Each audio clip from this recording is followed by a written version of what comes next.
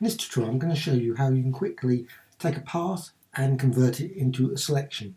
Now the key panel for this is paths.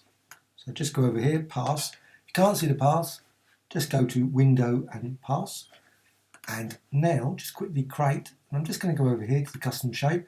I'm going to use paths, but you can of course use other tools as well to create a path. I'm going to use an arrow design. So one of these arrow designs, Graphic Extras. So drag that out. You've got this path now. It's a vector design, so you can actually manipulate the design. So you just quickly go over here, direct selection tool, and you can move it, modify it.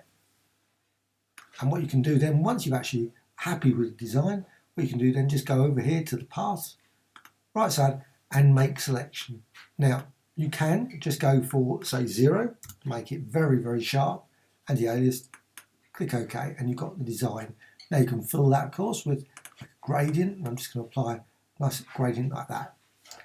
What you can also do, I'm just going to go there, you can actually go to here and say make selection, and then set that to say like 40, click OK, and again you've got the gradient, and you can create a nice blurry gradient design using that selection from a path.